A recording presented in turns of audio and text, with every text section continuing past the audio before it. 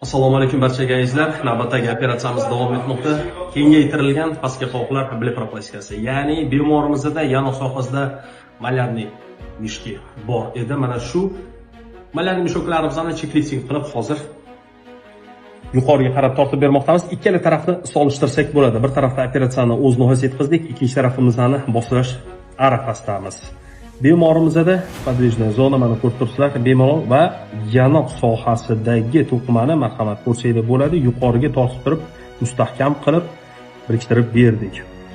Ko'tarishlar bor hamda pastki qovoqlardagi joylashgan yog'larimizni ma'lum bir qismini olib tashlab, ma'lum bir qismini nasoslezniy barazdagi, vekoshoshniy barazdagi перераспределять, ya'ni qayta ko'chirib, to'ldirib berdik. Xudo xohlasa mana shu chuqurliklarimiz aynan o'zlarini yog'lardan foydalangan holatda bartaraf qiladi.